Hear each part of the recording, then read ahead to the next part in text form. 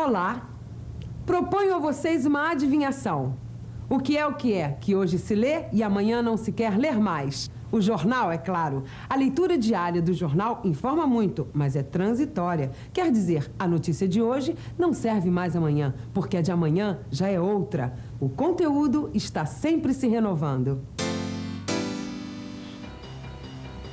O que você faz com essa pilha de jornais velhos? Estou guardando as ofertas de videogame dos classificados há 6 meses. Quando tiver dinheiro para comprar um, posso escolher entre várias opções.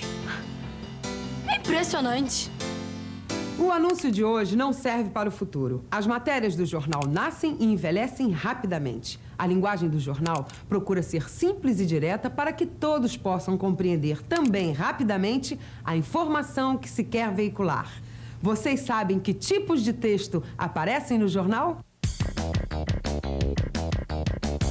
Entrevistas. Reportagens. Críticas. Principalmente anúncios. Tem crônicas. Crônicas! Muitos escritores da nossa literatura escrevem crônicas para jornal. Alguns ficaram famosos por isso. Em geral, as pessoas não têm muito tempo de manhã. Tomam um café rápido e saem correndo para o trabalho. O cronista escreve sobre a atualidade, despertando o interesse no leitor apressado. O cronista de jornal é como o cigano, que toda noite arma sua tenda e pela manhã a desmancha e vai. Essas foram as palavras de um dos nossos maiores cronistas, Rubem Braga. Ele compara o caráter passageiro das crônicas com a vida em constante mudança dos ciganos. Crônicas são pequenos textos de jornais ou revistas que geralmente narram episódios ou relatam impressões do escritor sobre os mais variados assuntos. O cronista é o escrivão do cotidiano. Através dele, o real é recriado.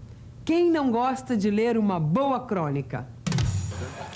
Fernando Sabino. João Baldo. Tem muitos. Luiz Fernando Veríssimo. Rubem Fonseca. Marina Colassante. Arthur Chechel. As crônicas ocupam bastante lugar nos jornais de hoje. Na verdade, sempre ocuparam. Machado de Assis, um dos maiores escritores brasileiros, escreveu várias crônicas para jornais, como essa, de 27 de outubro de 1895. Conversávamos alguns amigos à volta de uma mesa. Eram 5 horas da tarde bebendo chá. Cito a hora e o chá para que se compreenda bem a elegância dos costumes e das pessoas. Suponho que os ingleses é que inventaram esse uso. Os franceses imitaram os ingleses. Nós estávamos vendo se, imitando os franceses, há de haver alguém que nos imite. Com sua fina ironia, Machado de Assis criticava hábitos da nossa sociedade. Nas crônicas, comentava acontecimentos alegres e tristes da semana, a morte de amigos e de pessoas públicas, as guerras, a política, a economia e os hábitos do momento.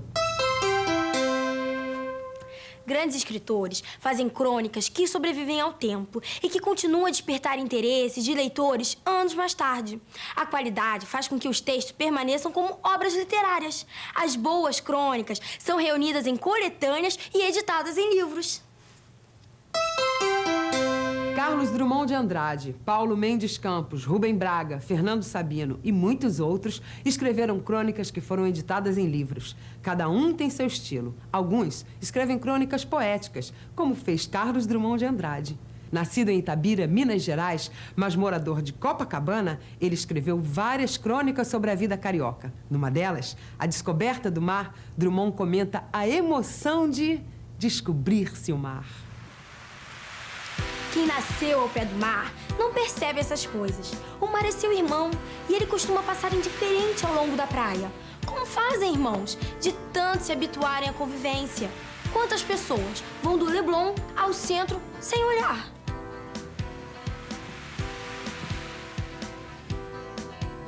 Mas quem veio do sertão ou da mata, quem vive no subúrbio, onde o trem que passa ao entardecer ou de madrugada convida a viagem que nunca será feita, este sabe o que é desejo, apetite de mar. Drummond, mineiro, sabe o que é apetite de mar. E você, sabe o que é? Muitas pessoas também sabem. Moro longe, mas adoro ver o mar. Nos finais de semana eu gosto de ir à praia. Olhar o mar, apreciar a beleza que o mar tem, né? As pessoas, vão supor, surfando. Isso aí é uma maravilha a gente olhar isso, né? Pegar um bronze, curtir a vida. Meu sonho é morar perto do mar. Fatos do dia a dia podem servir de matéria para o cronista se inspirar e escrever. Alguns utilizam este espaço do jornal para relatar histórias de uma maneira divertida. Sérgio Porto, por exemplo, via os fatos do cotidiano com muito humor. Sob o pseudônimo de Stanislau Ponte Preta, escrevia crônicas engraçadas que comentavam alguns aspectos da vida, como o medo que algumas pessoas têm de avião. No texto, A Estranha Passageira. Ai, moço, eu tô tão nervosa. É a minha primeira vez, sabe? Tenho 0 hora de voo. E pra que serve esse saquinho? É para ser usado em caso de necessidade. Uai, avião tem banheiro não, é? E quem é essa tal de emergência que tem uma porta só para ela? Emergência não é uma pessoa, é...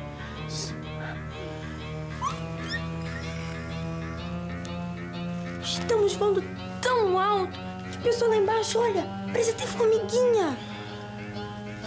Minha senhora, aquilo são formigas mesmo. O avião ainda não levantou voo.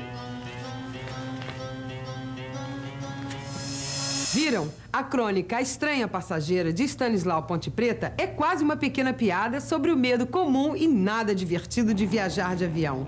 Alguma pergunta até aqui? Tenho uma dúvida. A crônica do Stanislau é tão diferente das crônicas de Drummond e de Machado de Assis. Pode isso? Pode sim. Por isso, existem crônicas tão diferentes como as de Drummond, Machado e Stanislau Ponte Preta. Novos nomes estão sempre aparecendo no mundo da crônica. É só abrirmos os jornais para descobrirmos gente escrevendo sobre variados assuntos. Política, lazer, esporte, culinária. De maneiras diversas, de acordo com a visão de cada um dos escritores, as crônicas vão deixar marcados os fatos da nossa história. A crônica é um texto geralmente pequeno que pode ou não contar uma história. Há um outro tipo de texto que, através de uma estrutura mais elaborada, sempre apresenta uma narração. No próximo bloco, vamos falar tudo sobre os contos. Fiquem ligados.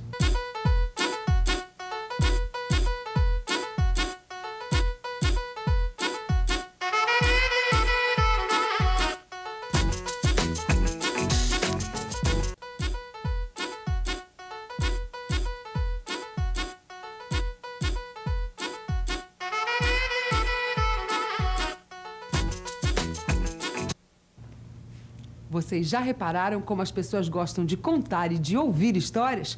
Todo mundo tem sempre um causo para contar e encontra sempre um ouvido. Ei, você sabe o que aconteceu com o Curioso?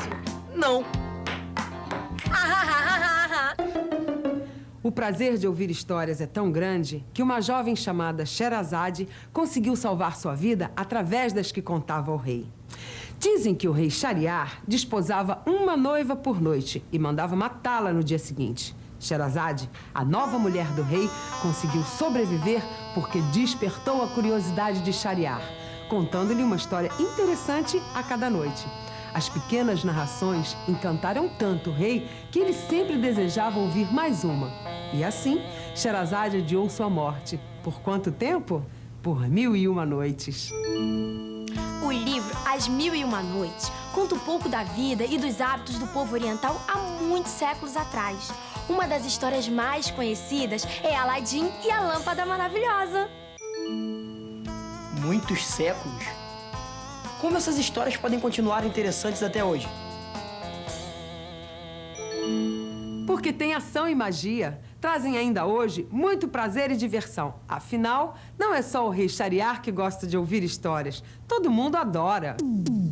Eu adoro ler, contar e ouvir, mas eu gosto mais é de ler mesmo. Eu gosto mais de contar, porque eu gosto de fazer as pessoas imaginarem, tem as imagens das coisas que eu tô falando. Eu acho que é sempre interação, né? Com o contador e quem tá ouvindo a história. É bem mais divertido que você só ler. Sempre se permite viajar dentro de um mundo, dentro do mundo dessa história. Que é daí que a gente vai tirar o nosso maior instrumento, que é o conhecimento.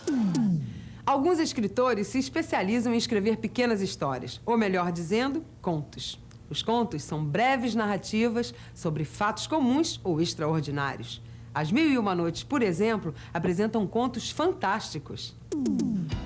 Alguns escritores criam contos de mistério e terror. Os meus preferidos. Outros gostam de escrever sobre o amor e a alma humana. Um dos maiores contistas do Brasil é Machado de Assis, autor de mais de 300 contos. Em suas narrativas, soube desvendar e analisar a natureza humana. Como bom contista, desde o início da narrativa, sabia despertar o interesse do leitor. Venha o leitor comigo assistir à abertura do testamento do meu amigo Fulano Beltrão. Conheceu-o? Era um homem de cerca de 60 anos. Morreu ontem. 2 de janeiro de 1884. Caiu na véspera de finados e ao fim de 2 meses e poucos dias, a morte o levou. Confesso que estou curioso de ouvir o testamento. Eu também. E vocês? Ah, mas para conhecer o testamento do senhor Fulano Beltrão, personagem da imaginação de Machado de Assis, vocês terão que ler o conto que se chama Fulano. Porque eu não conto este segredo. Afinal, quem conta um conto aumenta sempre um ponto. Contos são retratos da imaginação do contista. Por isso, um contista é diferente de um jornalista, que procura narrar os acontecimentos da maneira mais simples e direta possível. Conto é ficção, história inventada, criada e recriada pela imaginação. Inventada que nada. Se eu esfregar, vai sair um gênio maravilhoso que me concederá 3 desejos. Você? Em vez de gênio, a realidade. É hora de acordar. Não fique desapontado, você pode sonhar acordado. Basta ler um conto e viver maravilhosas aventuras, como a de Aladim, se quiser. Alguma pergunta até aqui? Qual a diferença entre um conto e uma crônica? A sua dúvida é bem pertinente, porque às vezes os limites entre o conto e a crônica não são claros. A crônica, em geral, é bem curta. Não precisa ser uma narrativa, pode ser um comentário, uma descrição ou o que o autor quiser falar sobre o cotidiano. Já o conto é sempre uma narrativa ficcional, inventada, com personagens e estrutura mais elaborados. Vocês já pensaram no tipo de conto de que mais gostam? Mistério. Suspense. Policial. Ficção científica. Histórias de amor. Não sei se escrevo um conto de terror passado no meio da floresta da Tijuca, com um grupo de escoteiros perdidos que não sabe que um estranho animal está andando por aquelas matas, ou se escrevo a história de amor do menino pobre que se apaixona perdidamente pela menina rica. Que imaginação fértil! Escrever histórias requer imaginação. Mas imaginação não é apenas um dom que poucas pessoas têm. Todos possuem imaginação. Basta treino para aprender a criar. Só que na vida, muitas vezes esquecemos isso. Por exemplo, você já tentou escrever um conto? Que tal começar pensando um personagem?